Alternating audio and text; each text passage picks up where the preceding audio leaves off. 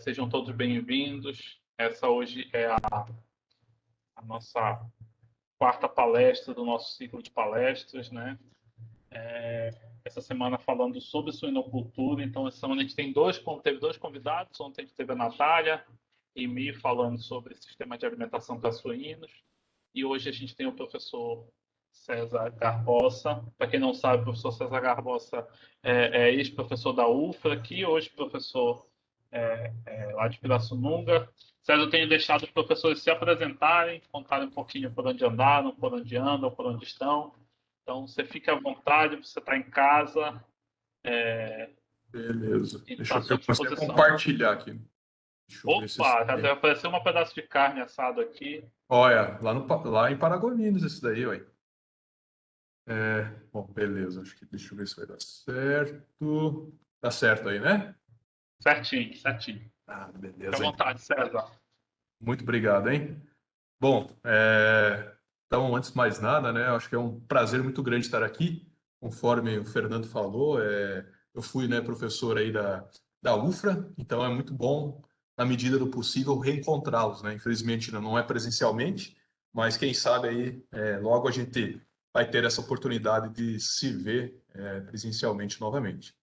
Então, conforme o Fernando falou, sou César Garbosa, atuo na área de nutrição e produção de suínos, então sou professor da USP aqui no campus de Pirassununga, né? Fica aqui na terra da 51, na terra da Cachaça 51. Também nós temos aqui a Academia da Força Aérea, né? Então é o dia inteiro com a Esquadrilha da Fumaça aqui fazendo barulho na nossa cabeça, né? Então tem que ser à noite para ter palestra mesmo, senão vocês iam ouvir os aviões passando aí, tem bastante barulho. Bom, pessoal, eu acho que por final a gente deixa as perguntas para o final aí da palestra, né? Mas fiquem bastante à vontade, lembrando que é uma conversa, né? É importante que a gente esteja aqui para conversar, para trocar conhecimento. Então, acho que isso que é o mais importante, né? Eu também não sou o dono da verdade, a gente está aí para ir construindo conhecimento junto. Então, um ponto, né? Um tópico que eu até tinha sugerido aí para o Fernando foi esse sobre período de transição, né? Então, como que a gente pode maximizar o desempenho através da nutrição? É mesmo porque é um tópico, né, um pouco esquecido às vezes, né? O período de transição na suinocultura. A gente ouve mais isso para bovino de leite, né, para vaca leiteira, mas na suinocultura acaba que quase ninguém aí fala sobre período de transição, né? Fica às vezes um pouco esquecido isso daí para a suinocultura. Bom, então, primeira coisa, o que é o período de transição, né? Quando que esse período de transição? Quando que ele está acontecendo? Então, de acordo com o pesquisador, né, essa equipe de pesquisa da Dinamarca, professor Theo, né? Então, professor, que vocês quiserem ler coisas sobre colostro, sobre momento de transição, é uma pessoa bem importante aí para vocês lerem os artigos.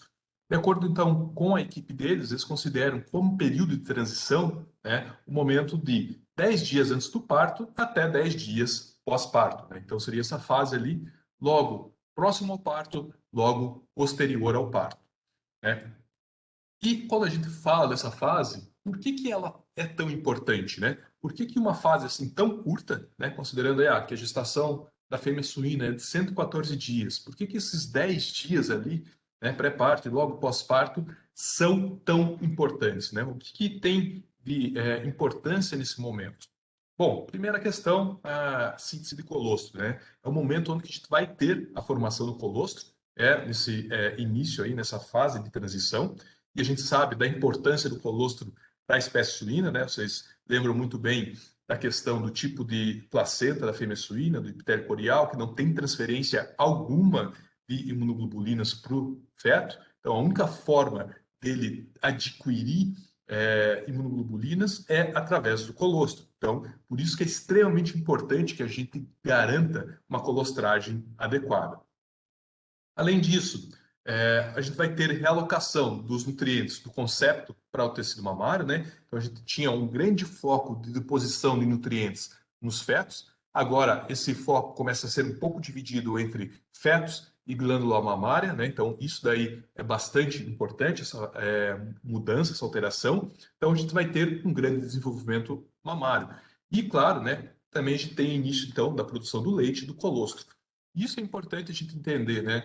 Quando a gente fala sobre exigência nutricional, por que é tão importante a gente entender a composição nutricional da carcaça do animal, a composição nutricional dos produtos do animal? Porque a exigência dele vai estar direcionada a isso. Vamos imaginar, poxa, se no final da gestação o animal está tendo uma grande deposição de tecido fetal, de tecido mamário, de início de produção de colostro, obviamente que a exigência nutricional dele vai ter que acompanhar essa exigência, vou ter que fornecer os nutrientes que estão de acordo com as características presentes, né, dentro desses componentes. Bom, no período de transição, então, a gente vai ter uma alteração aí dos balanços de energia e proteína, né, metabolismo intermediário. Então, a fêmea passa de um metabolismo que era anabólico, né, então ela estava ali em crescimento, em deposição de tecido fetal, em deposição de tecido da glândula mamária, para um catabolismo, né? Então, ela passa de um anabolismo para um catabolismo. Ou seja, né, também o balanço proteico vai ser reduzido, né? Ela vai ter um balanço de energia negativa, um balanço de proteína e nitrogênio provavelmente negativo. E somado a isso, né, além dessa grande alteração que ela tem devido à alteração do momento do parto, além disso, ainda a gente dá uma ajudinha para ela, né? A gente vai alterar a dieta, né, que ela estava recebendo lá, uma dieta de gestação, agora a gente passa a fornecer uma dieta lactacional. Muda completamente a composição nutricional. Então, a gente vai alterar totalmente o metabolismo dessa fêmea. Então, isso também é importante a gente entender. E é claro, nesse período de transição, a gente tem um grande metabolismo hepático, né? Além disso, né, o sangue portal ele aumenta 2 vezes, arterial 3 vezes, com comparação com a gestação, né? Então, a lactação realmente é muito demandante para a fêmea. Além disso, né, consumo de oxigênio pelo fígado, né? O fígado ele representa aí 2 a 4% do peso corporal da fêmea, do peso vivo. No entanto, ele vai impactar em 40% no consumo de oxigênio. Então, se a gente entender, olha a capacidade de metabolismo, né, que esse órgão tem. Então, realmente, a gente tem que ter uma atenção grande para esse órgão, e depois a gente vai falar até um pouco mais sobre isso. Ele vai garantir também fornecimento de nutrientes para a produção de leite, para a glândula mamária. Né? Logo a gente chega lá. Bom, então a síntese de leite, ela realmente vai demandar uma grande quantidade de energia e nutrientes, obviamente. A gente vai ter aumento da atividade metabólica nas glândulas mamárias, né? Então, a gente vai ter essa necessidade de suprir o fornecimento de nutrientes. Além disso, né? Quem que vai fornecer alguma parte desses nutrientes para a glândula mamária vai ser o fígado, né? Ele realiza boa parte aí da carga metabólica associada à produção de leite. Então, através aí do glicogênio, ele consegue manter a fêmea com status de glicose interessante, adequado, até 4 horas pós-alimentação, né? Então, isso daí ela consegue fornecer energia, né? O fígado. E, além disso, também, né, o fígado tem capacidade de aproveitar propionato, converter propionato em lactato, e o lactato pode ser utilizado pela glândula mamária como fonte de energia. Né? Então, existem toda essa característica metabólica aí dessa importância do fígado. Bom, um outro ponto importante, a gente já começou a falar sobre isso, a gente entende, né, que o colostro ele é extremamente importante. Ô, professor, você está chato, você está falando colostro e volta. Colostro é muito importante para suíno. Colostro é extremamente necessário, a gente sabe, né? Suíno nasce sem anticorpo, suíno nasce com baixa reserva energética corporal. Suíno é uma espécie que não tem gordura marrom, consequentemente, ele precisa o mais rápido possível iniciar o consumo para ter disponibilidade de energia, para produzir calor, para ter também a questão imunitária dele. Bom, um ponto importante dessa frase, eu acho interessante, que a quantidade de colostro é mais importante para a sobrevivência neonatal do que a qualidade. A gente muitas vezes tenta ficar alterando a qualidade do colostro, mas atualmente a gente sabe aí, a característica das fêmeas hiperprolíferas, né? Então as fêmeas estão parindo aí 13, 14, 15 leitões vivos, isso é comum. Então a gente tem que garantir uma quantidade suficiente de nutrientes, de colostro, para todos esses leitões. a gente sabe aí que por volta de 250 gramas de colostro é a quantidade ideal para cada leitão, né? Então a gente vai ter que produzir uma quantidade bastante elevada. Então, a composição também das dietas é capaz, né, de melhorar o rendimento do colostro. A gente vai falar um pouquinho sobre isso daí, como que a gente pode, então, alcançar esse tipo aí de eficiência. Bom, período de transição, né, ele tem as concentrações plasmáticas, né, de acetato, propionato, butirato, aí os ácidos graxos de cadeia curta, próximo ao parto, eles têm uma correlação positiva com o ganho de peso dos leitões no período colostral. Tá, professor, mas e aí? Como que eu posso alterar a composição de ácido graxo de cadeia curta, né? Como que eu posso aumentar a composição desses ácidos graxos? A gente sabe que esses ácidos graxos eles têm correlação com a fibra alimentar. Então, uma forma da gente melhorar isso daí seria aumentar os níveis de fibra dietética nas dietas de transição. Então, eu vou ter benefícios para a síntese de colostro. Então, isso também é importante, né? Um ingrediente aí que vem sendo meio maltratado pela suinocultura, deixado de lado, é a fibra. Mas ele tem muitos benefícios e ele deve ser, então, mais bem estudado. A gente tem que ter isso em mente. Aqui, esse trabalho, vou trazer alguns trabalhos para vocês, mostrando agora uma correlação entre características metabólicas, características físicas da fêmea, características nutricionais e o desempenho dele aí, o desempenho dessa fêmea na lactação. Então, esse primeiro gráfico aqui, a gente tem o quê? Aqui, peso dos leitões de 0 a 24 horas, né? Então, basicamente ali no período colostral, peso dos leitões dos 7 aos 10 dias. E espessura de toucinho das fêmeas, né? Então, fêmea mais magra, fêmea mais gorda. Fêmea mais magra, fêmea mais gorda. Olha o que a gente observa aqui. Fêmea mais gorda tende a produzir leitões com menor ganho de peso, né? Então, os leitões nascidos de fêmeas mais gordas vão ter um pior desempenho. Qual que é a correlação disso daí? Bom, primeira coisa, gordura, né? A gente tem que lembrar que a gordura, ela também é um órgão endócrino, né? Ele vai produzir hormônio. Tem um hormônio muito particular, muito importante da gordura, a leptina. Leptina. Então, fêmeas gordas, elas têm uma maior concentração de leptina. Consequentemente, isso aí vai levar a um feedback negativo no consumo. Vai reduzir o consumo da fêmea. Então, primeiro ponto. Segundo ponto, fêmea gorda, ela tem maior tendência de resistência à insulina. Fêmea suína, já no final da gestação, ela tem uma tendência de resistência à insulina.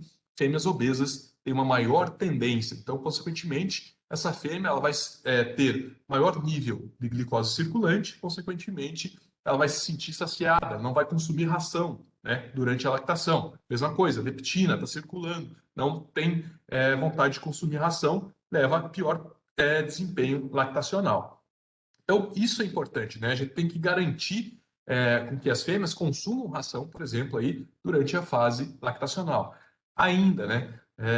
O tecido adiposo, né? Fêmeas gestantes gordas, elas têm a gordura, ela tem uma lipotoxicidade para os leitões. Então, ela vai dificultar também a transferência de nutrientes para os fetos. Então, existem vários problemas aí de fêmea obesa. Bem como também fêmea muito magra é um problema. Então, a gente sempre tem que trabalhar, né, com um score de condição corporal ideal para as fêmeas. Bom, aqui, correlacionando agora o balanço energético aos 115 dias de gestação, né, com o ganho de peso da leitegada e dos leitões, das 0 a 24 horas ou dos 7 aos 10 dias. Novamente, olha o que a gente observa aqui. Balanço energético não tão grande, né? Ou seja, não tão negativo, ou seja, a fêmea não está em um catabolismo tão grande, teve uma correlação negativa com o peso dos animais. Então, o que é importante? A gente tem que fazer com que a fêmea entre em catabolismo. Isso é importante. A gente tem que garantir o catabolismo. Ela tem que extrair nutrientes do próprio corpo para garantir uma melhor produção de leite, né? Então, isso daqui, ó, aos 115 dias de gestação, o balanço energético da fêmea já teve uma correlação positiva com o desempenho dos leitões lá na fase lactacional. Novamente, isso então é muito importante que a gente tenha um catabolismo controlado. É claro que ele não pode ser muito exacerbado, mas tem que ter um catabolismo já no final da gestação. Novamente, né, fêmeas obesas aqui, mostrando que fêmeas mais gordas, elas tiveram uma maior taxa de mortalidade, né? Os leitões nascidos dessas fêmeas mais gordas tiveram uma maior taxa de mortalidade. Além disso, né, ácidos graxos de cadeia longa na dieta foram... Tá aparecendo aqui. Ácidos graxos de cadeia longa na dieta foram correlacionados também positivamente com uma maior mortalidade. Né? Então, a gente tem que ter em mente essas características. Aí. Bom, professor, não estou vendo nada, né? Aqui, olha aí, tem muito número. Beleza, vamos esconder alguma coisa para não assustar vocês. Então, aqui agora a gente vai falar um pouquinho sobre parâmetros plasmáticos, né? Parâmetros sanguíneos e a correlação aí. Primeiro aqui, esse é mortalidade, né? Da leitegada aí a 0 a 24 horas. Olha, lactato aos 112 dias de gestação teve uma correlação positiva com mortalidade de 0 a 24 horas. Então, o que isso quer dizer? Né? Provavelmente, nessas fêmeas que têm maiores níveis de lactato, o lactato ela tem uma correlação positiva também com fêmeas obesas, bem como diabetes tipo 2, ou seja, resistência à insulina. Então, por isso, provavelmente, que a gente teve uma maior mortalidade dos leitões de 0 a 24 horas. Já propionato, olha, teve uma correlação positiva com o desempenho dos leitões de 0 a 24 horas. Também, butirato, também correlação positiva com o desempenho dos leitões de 0 a 24 horas. E ácidos graxos monossaturados, também correlação positiva com o desempenho dos leitões às 24 horas.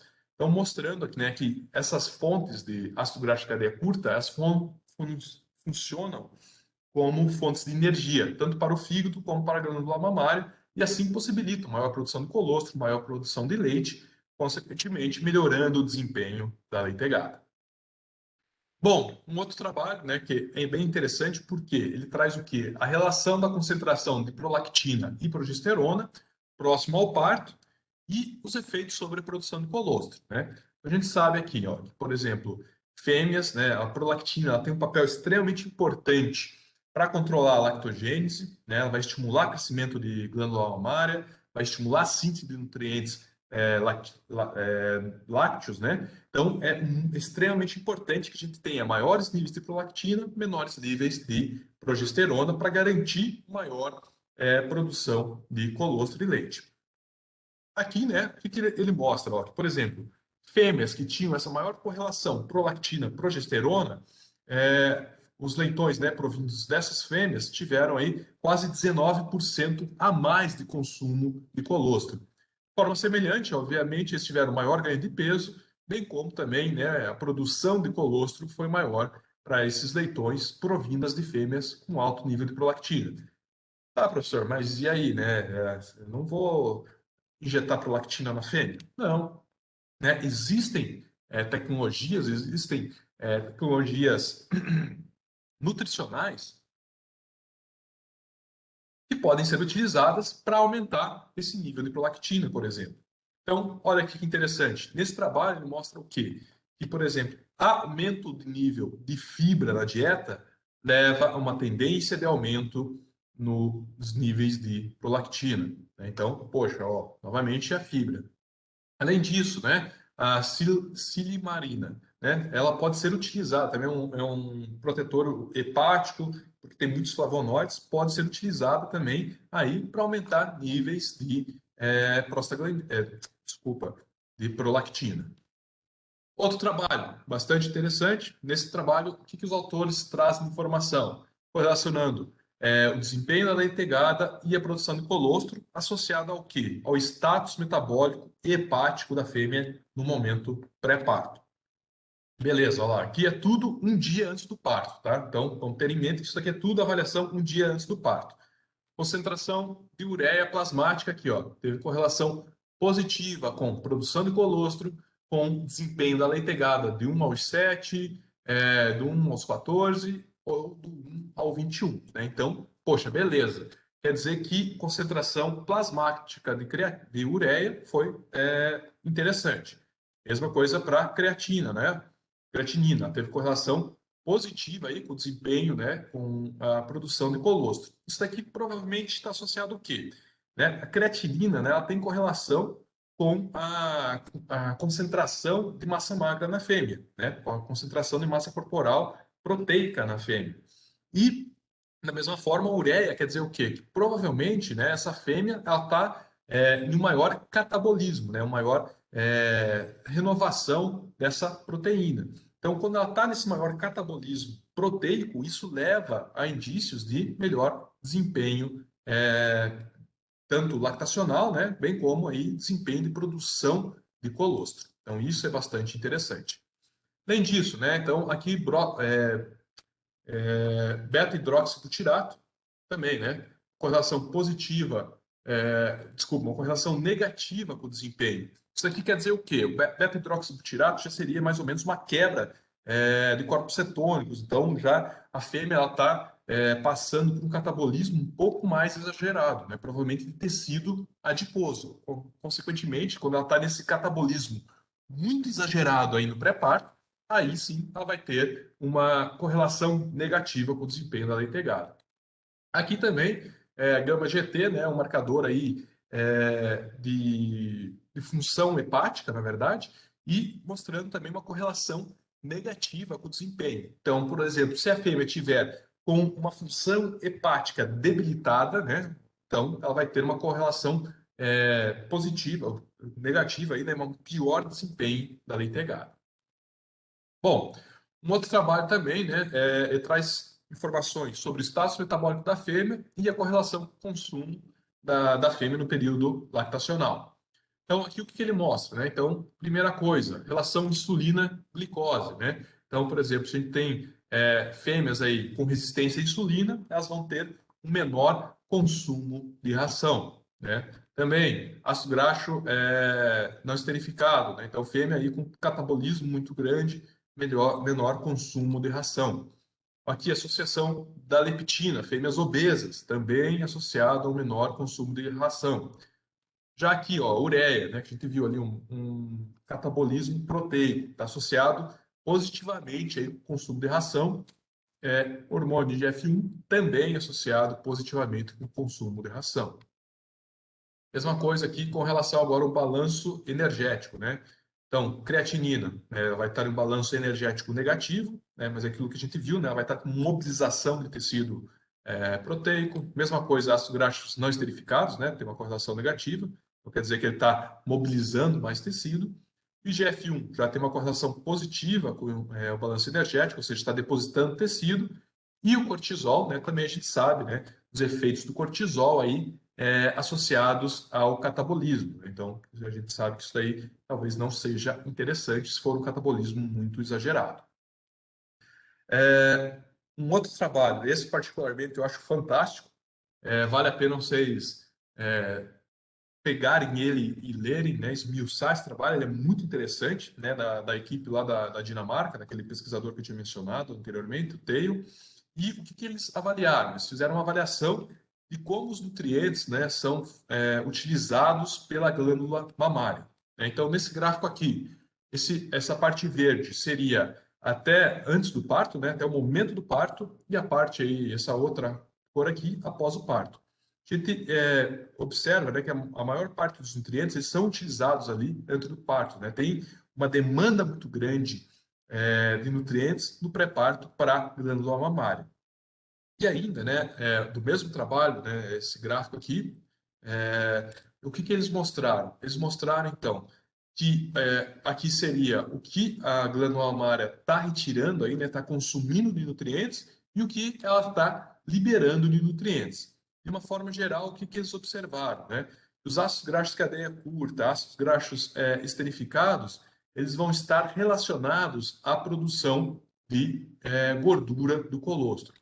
Já lactato e glicose, eles vão estar relacionados à produção de lactose do colostro, né? Então, é bastante interessante. Ele conseguiu interpretar da onde que os nutrientes estão vindo e para onde eles estão indo, né? Então, isso é muito importante, a gente conseguir controlar, coordenar esse metabolismo para alcançar o objetivo que a gente quer. Esse outro trabalho, né, também é importante a gente trazer ele para mostrar aquela questão do catabolismo ali no final da gestação, né? Então, seriam diferentes níveis de alimentação no pré-parto, aí, ou na fase final de gestação, e qual que é a associação disso com o desempenho das fêmeas, né? Então, o que eles observaram, né? Ó, tivemos aqui aumentando o fornecimento de ração de 1,8 até 3,3 de ração, né? 1,8, 2,3, 2,8 e 3,3, de fêmeas que tiveram uma restrição alimentar, se a gente puder dizer assim, elas tiveram uma maior produção de colostro. Bem como também elas tiveram maior consumo voluntário, né? Elas tiveram maior capacidade de consumo durante a fase lactacional. Então, mostrando a importância do estado metabólico, a importância da fêmea entrar em catabolismo no final da gestação para garantir o melhor desempenho lactacional, né? Então, isso é um ponto importante. Esse trabalho aqui é bem interessante, né? Foi desenvolvido, inclusive, aí no Pará, né? Quando a gente estava aí como professor. Então, a gente avaliou a questão do bump feeding, esse aumento do fornecimento de ração no final da gestação, né? E o que a gente avaliou? A gente avaliou a composição nutricional do colostro. Será que realmente eu tenho necessidade de aumentar a quantidade de ração? O que a gente observou? Nenhuma diferença estatística, né? Ou seja, fêmeas que receberam bump feeding ou fêmeas que receberam uma alimentação plana, não teve diferença na qualidade do colostro. Então, isso é importante novamente, né? Uma fêmea que recebe uma alimentação plana, você vai ter economia no custo com a ração, né? Bem como a gente pode ter talvez aqueles benefícios associados ao catabolismo ali no final do período gestacional. Outro ponto importante, né, com relação agora aos sistemas de alojamento, né? Então, sistemas de alojamento, de uma forma geral, aí na maternidade são restritos, as fêmeas não têm substrato para construção de ninhos, né? Então, isso faz o quê? Faz com que a fêmea entre no estresse, né? Fêmeas estressadas vão ter menor concentração de ocitocina, então vai ter menor capacidade de ter um parto adequado, menor capacidade de injetar leite de uma forma adequada, bem como anormalidades comportamentais, e vai ter, então, maiores níveis de cortisol, né? Então, isso daí é um problema sério, vai ter também anormalidades comportamentais, como ataque a leitões ou coisas associadas nesse sentido. Então, a questão de construção de ninho é extremamente importante para a fêmea, né? Por quê? Olha com o que ela está associada. Está associada ao aumento do nível de prolactina e aumento de prostaglandina. Tá, mas e daí? Vamos pensar, a prostaglandina é importante por quê? Porque ela vai fazer lá quebra do corpo lúteo, vai diminuir, então, consequentemente, a progesterona. A gente viu a importância da relação maiores níveis de prolactina, menores níveis de progesterona. Poxa, então é muito importante que a fêmea ela tenha acesso ao material de ninho, né? Então, também, essas fêmeas que têm acesso a esse material para a construção do ninho, elas têm um aumento na secreção de ocitocina, então vai ter maior aí liberação também de prolactina. Então, acredito que vocês viram, né, já a IN 113, a Instrução Normativa 113, que foi publicada no final do ano passado, que trata sobre as questões de bem-estar na suinicultura. E um dos pontos que eles levantam é que as fêmeas, na maternidade, elas devem receber material para construir ninho, né? Então, isso é importante.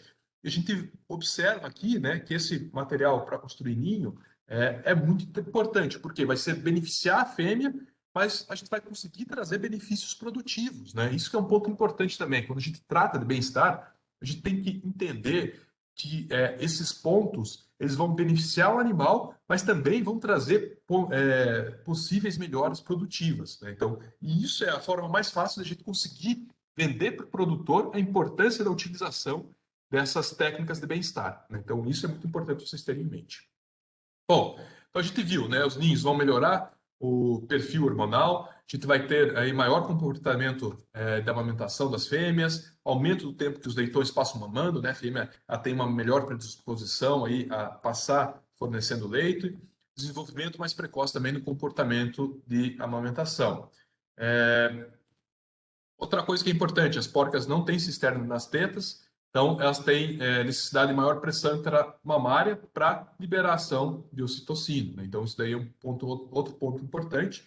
Então a gente tem que ter nessa, a gente viu ali que existe uma correlação positiva entre o fornecimento de matéria para a construção do ninho e produção também de ocitocina.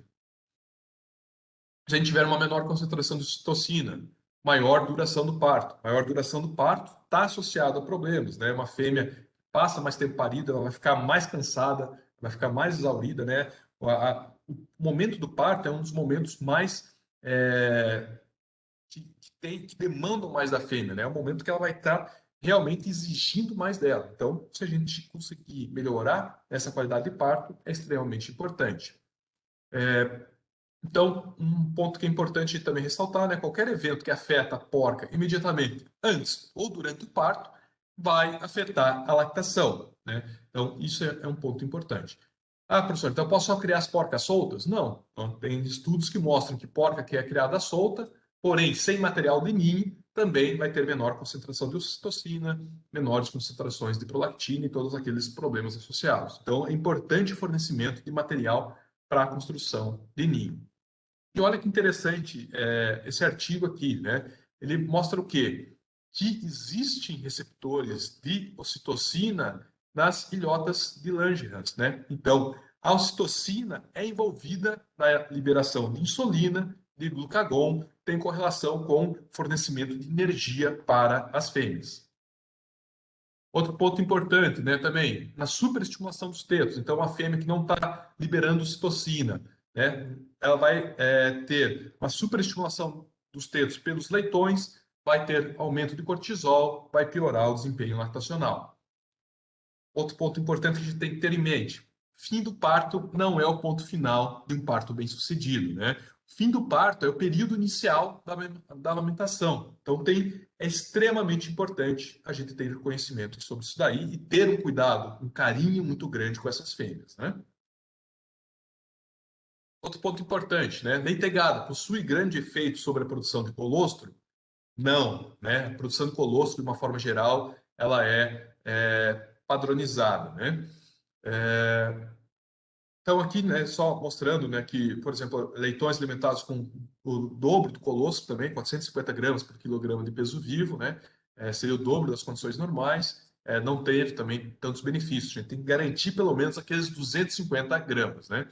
E lembrando que a produção de colostro média aí das fêmeas vai variar de 1 a 6 quilos, tendo uma produção média de 3,5 kg de colostro. Bom, período do parto ele não afeta o rendimento de colostro, porém, partos longos afetam a vitalidade dos leitões. Consequentemente, se afeta a vitalidade do leitão, ele vai ter uma menor capacidade do que de mamar, né? Então, a gente sabe aí que partos longos seriam considerados partos a partir aí de 300 minutos, né? Mais do que 300 minutos é considerado, então, um parto longo, ou seja, 5 horas. E isso é importante a gente ter em mente, né? Que a gente tem que ter um cuidado muito grande com a fêmea no parto. Então, o que surge aí como pergunta para nós? Será que é possível a gente acelerar o parto? Também, pessoal, esse daqui é um trabalho da nossa equipe aí que a gente conduziu na Granja Elizabeth, no Pará. E o que a gente fez, né? A gente forneceu uma dieta rica em açúcar, né? Vamos dizer assim, um suplemento que era 50% ração, lactação mais 50% açúcar e uma sem fornecimento de ração para a fêmea no dia do parto. O que a gente observou?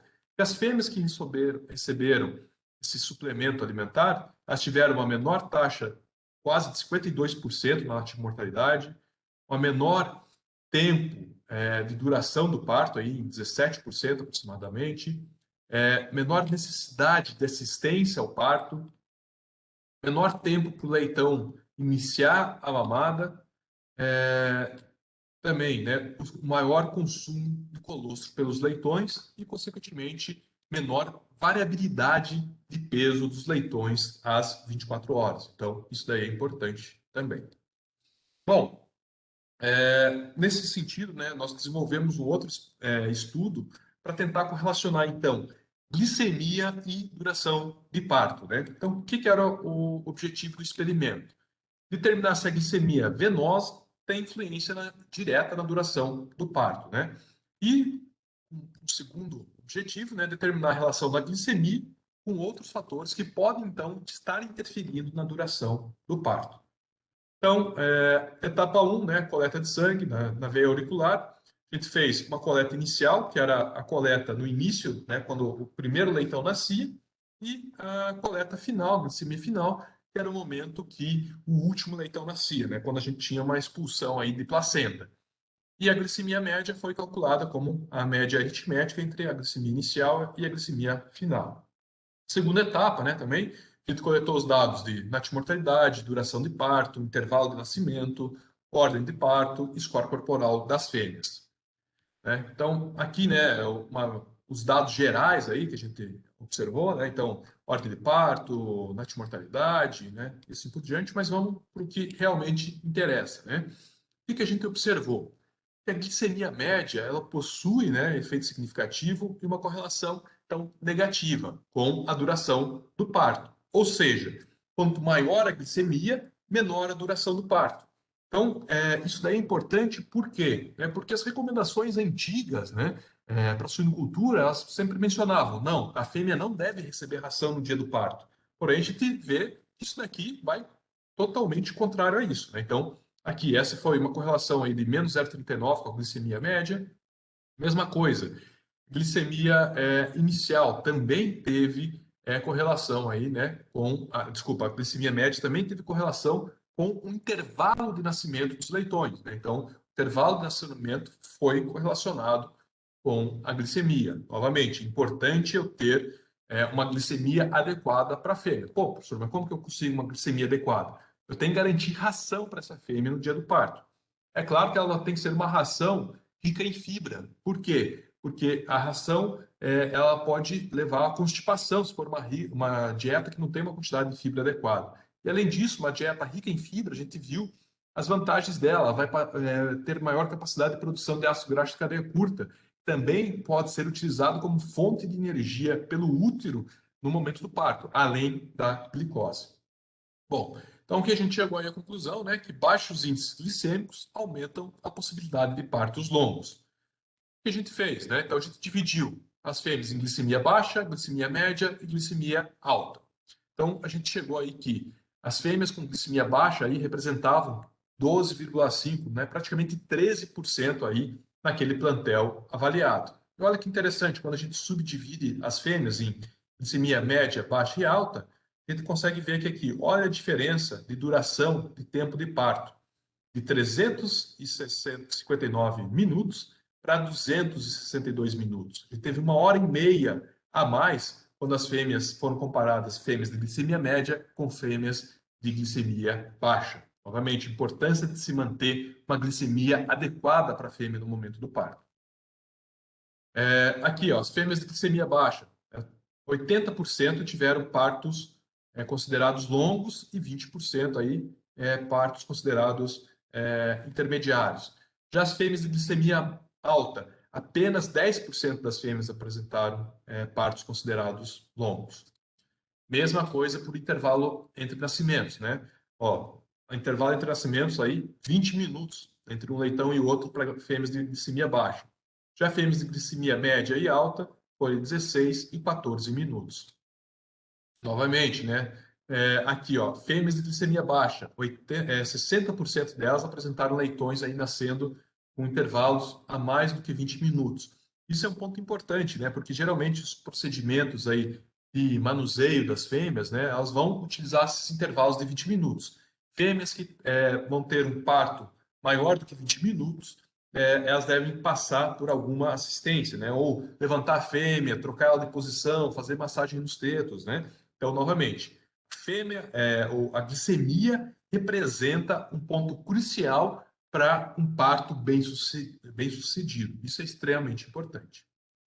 Bom, pessoal, já como considerações finais, né, só queria que vocês tivessem em mente isso, né, que a fase de transição é extremamente importante, né? Por quê? Porque ela vai ditar a cinética do parto. A gente sabe fêmeas que têm uma cinética de parto mais adequada, elas vão ter uma melhor possibilidade de garantir a lactação de uma forma mais adequada para os leitões, né? Uma fêmea que não tem necessidade de tomar, por exemplo, passar por um toque. A gente sabe fêmeas que passam por toque, elas vão responder, vai ter processo inflamatório, consequentemente a qualidade, a capacidade de produção dela vai ser piorada. Produção de colostro também, né, é extremamente dependente aí dessa fase transicional. Mesma coisa, desempenho lactacional, desempenho da leitegada e, obviamente, o desempenho subsequente da fêmea. Então, tudo isso está associado.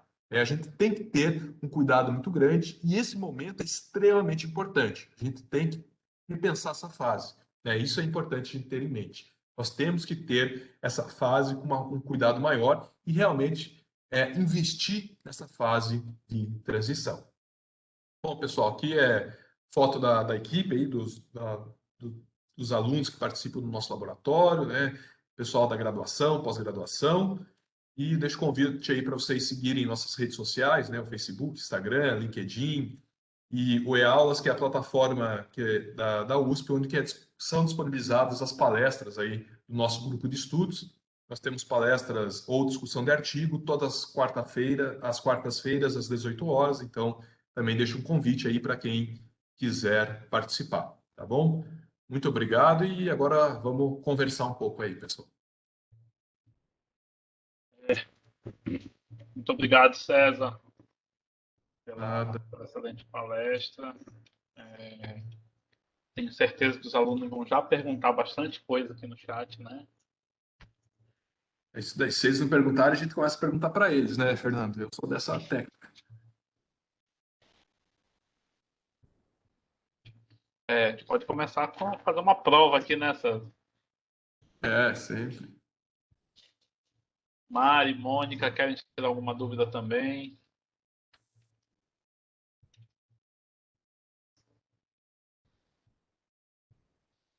Alô, gente. Falei demais, né? Wagner quer perguntar, Fernando. Deixa eu liberar ele aqui, peraí. Boa noite, professor Fernando. Pode Boa falar. noite, César. Minha Boa noite, pergunta tudo bem? é duas perguntas. A primeira, diante da explicação magnífica que você fez, eu queria saber as raças, se existe alguma diferença nessa questão produtiva das raças, né? Porque eu não vi você comentando algum tipo de raça. Essa é a primeira pergunta. Beleza, Wagner. Então, com relação à raça, de uma forma geral, na suinocultura, atualmente, a gente não trabalha com raças, né? Muito semelhante ao que a gente trabalha na avicultura. A gente trabalha com as linhagens comerciais. Mas, com certeza, existe variação entre as linhagens também, claro, se a gente fosse considerar raças, né? Tem variação aí entre elas. Existem algumas linhagens que são até mais prolíferas, né? E que vão estar sendo mais afetadas aí por esse momento. De uma forma geral, o pessoal da Dinamarca, acho que eles trabalham muito com esse conceito aí de colostro e esse momento pré-parto, porque as fêmeas deles são muito prolíferas lá. A gente sabe que no Brasil as médias de fêmea de desmamado fêmea aí está chegando a 32, 33 leitões aí, né, desmamado fêmea ano. Então, de uma forma geral, é um desafio muito grande. Isso daí, mas tem algumas linhagens comerciais, não vou citar marca comercial aqui para não falar alguma ou outra, mas tem algumas que sim são mais prolíferas, até porque elas usam ou usaram, né, a base aí, por exemplo, aquela porca Meishan, né, que é de uma raça chinesa, algumas linhagens utilizaram essa base, que é uma fêmea extremamente prolífera, apesar dela ter características aí de ser suínos suíno tipo gordura. E também tem algumas aí que utilizam a base genética dinamarquesa, que é muito prolífera. Legal. E, assim, a segunda pergunta é, tu falaste que os leitões, eles nascem sem defesa, né? Que ele precisa obrigatoriamente do colostro. A questão é, quando a matriz, ela não consegue passar isso, existe uma forma alternativa, tipo um sintético de colostro que pode ser dado? Beleza, Wagner. Boa pergunta. Uma coisa que pode ser feita é um banco de colostro na sua granja, né? Você pode ordenhar as porcas e manter um banco de colostro congelado. Existe colostro artificial, mas realmente é complicado a gente garantir que esse colostro vai ser adequado para as fêmeas, assim, né? Desculpa, para os leitões. Mas, claro, em um caso extremo, né, a gente pode utilizar, por exemplo, esse colostro artificial, mas o mais adequado seria talvez manter um banco de colostro. Lembrando também, né, que a questão do colostro ela é muito importante porque tem a imunidade celular Então, o leitão só vai conseguir aproveitar essa imunidade celular se ele mamar o colostro da própria fêmea, né? Então, realmente, a gente tem que garantir que leitões, eles mamem o colostro da mãe deles, né? Então, isso daí é um outro ponto importante, para a gente considerar, por exemplo, transferência de leitão, né? Ela só deve ser realizada aí após é, as 24 horas, né? Então, mas também não, e não depois de 48 horas, tem que ser nesse intervalo aí curto, mas a gente tem que garantir com que o leitão mame o colostro da mãe dele. E aqui, o outro ponto, né, daquela questão, só voltando um pouquinho na pergunta anterior, da questão das fêmeas hiperprolíferas, isso é um fator muito limitante, porque tem muita leitão nascendo e acaba que a gente tem que mudar um pouco o manejo dentro das granjas, tem que utilizar mais, por exemplo, mãe de leite, né? Então, isso acaba sendo um problema, talvez, atualmente, porque a gente precisa realmente utilizar mãe de leite, porque tem mais leitão do que teto disponível na maternidade, né? Então, isso acaba sendo um ponto crítico aí. Beleza, obrigado, César. E eu acabei lembrando de outra pergunta que eu ia fazer, a questão do Tranquilo. fígado. Tu falou que 40% da respiração é voltada para o fígado, e a pergunta é por quê? Tipo, eu não prestei atenção nessa parte.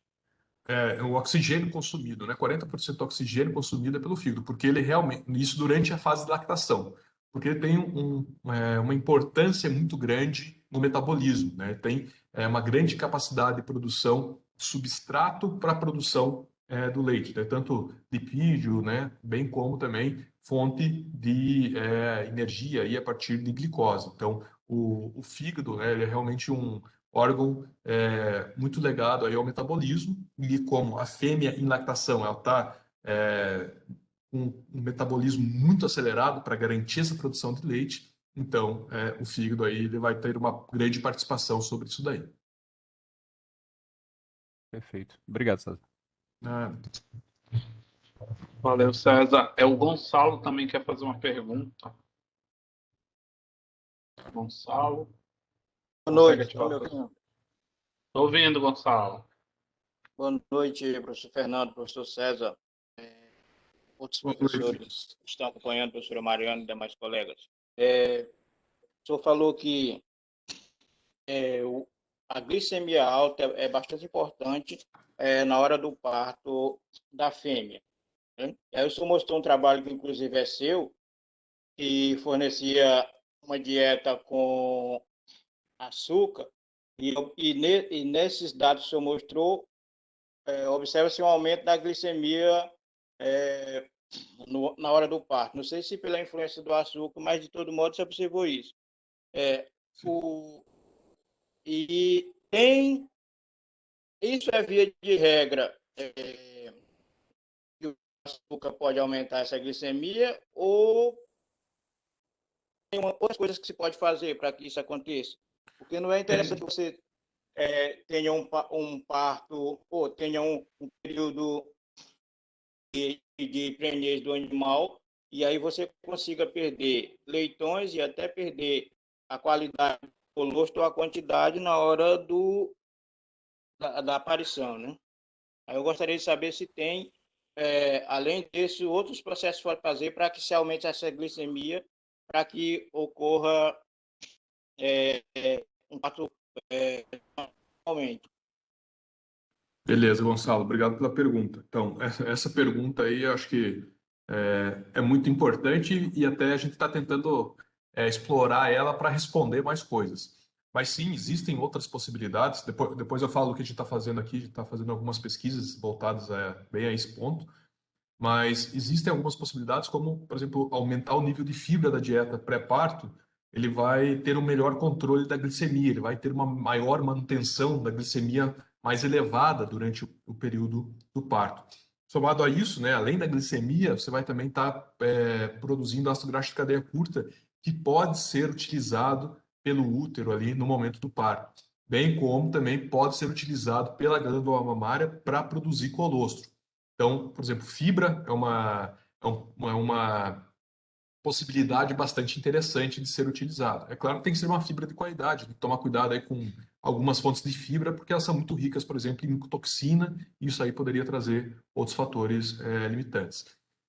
Mas com relação, então, a esse aumento de nível de glicemia no pré-parto, a gente vai iniciar um experimento até amanhã, né, avaliando o fornecimento de diferentes ingredientes para a porca e para entender como que cada ingrediente desse vai modificar a curva glicêmica da porca. Então, a gente vai fornecer amido resistente, por exemplo, né, que é um milho mais rico em amilose, amido normal, tem vários ingredientes que a gente desenhou aí, que a gente acredita que possam trazer benefício, né, e vão ter capacidade de modular a curva glicêmica. Por quê? Então, a gente vai tentar fazer depois um blend desses ingredientes para garantir com que a gente tenha um acréscimo na curva glicêmica, ela se mantenha durante um período maior, durante talvez aquele período ali que a gente considera como um parto normal aí das fêmeas, aí até uns 300 minutos, né? Então,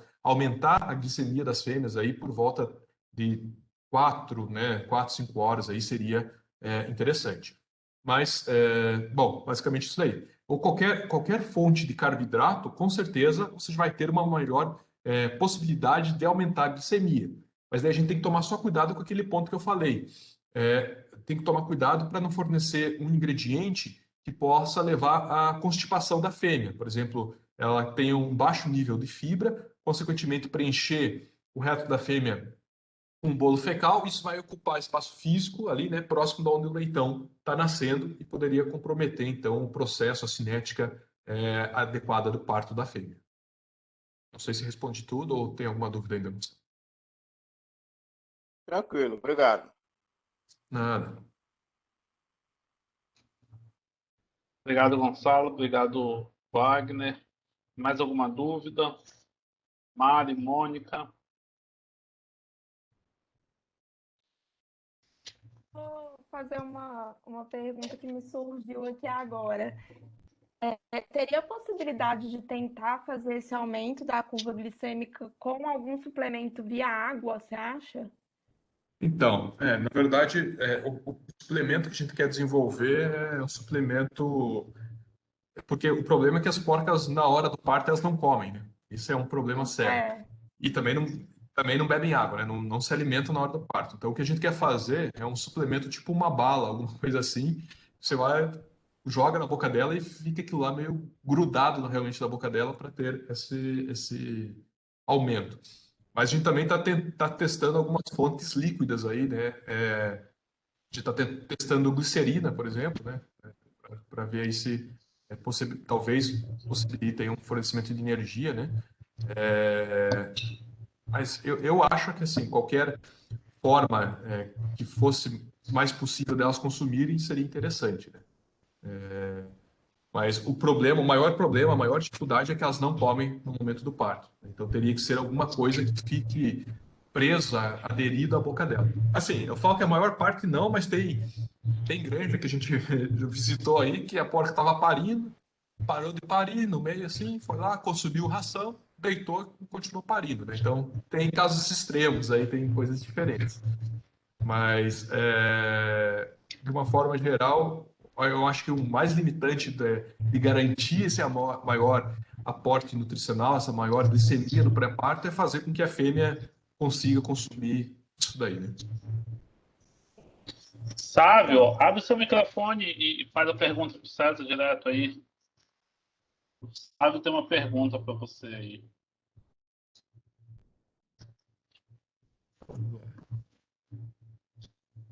Sávio?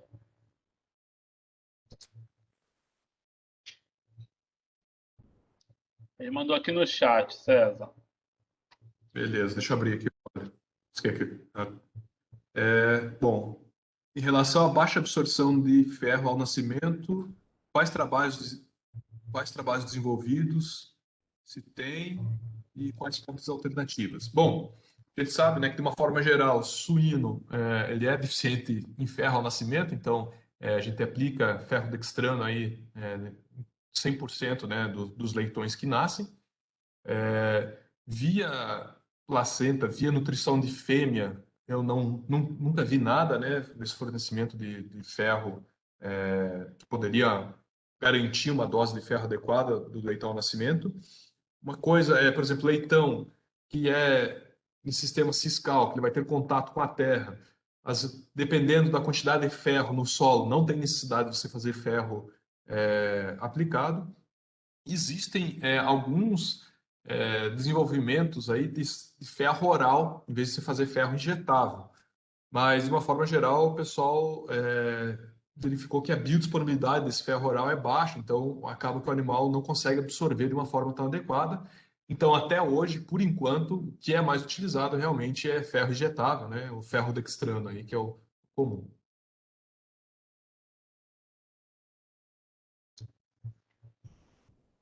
Beleza. Mais alguma dúvida, gente? Aproveitem aí que o professor César está disponível para vocês. César, acho que não tem mais nenhuma dúvida Tem mais aqui. nada? Então, eu te agradeço, né, pela excelente palestra, pela participação sempre aqui no grupo, no PEAN. Então, é um prazer novamente estar aqui com você.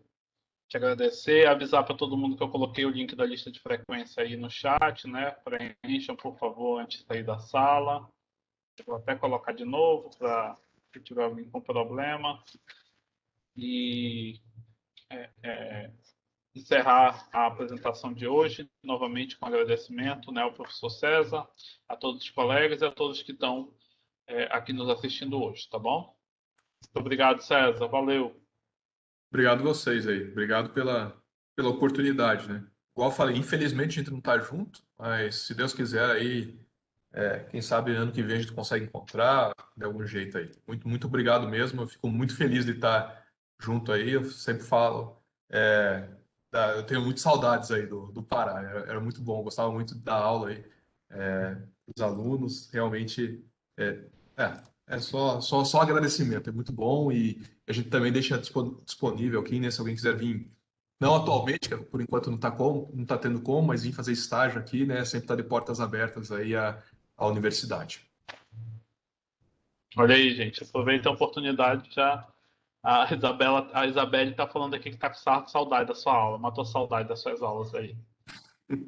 Ah, que bom, né? Eu também tô com saudade da aula, né? Só que eu tô com saudade da aula presencial, né? Daí a gente podia apontar para vocês, e aí, o que que é isso, né? É melhor, né? Obrigada, viu, César? Ótima palestra. Obrigado a vocês. Muito obrigado mesmo. Obrigada, César. Parabéns pela palestra, foi excelente. Muito obrigada mesmo. Obrigado, Mônica. O pessoal tá lembrando da prova também aqui, César. Bom, tem coisa que fazer o quê, né? Tinha até uma prova oral, ué, de alimentação, né? Aí judiava da turma. Ai, ai. Valeu, gente. Obrigado. Uma boa noite a todos, viu? Se Até cuidem. mais. Boa Um noite. Tchau, tchau. abraço.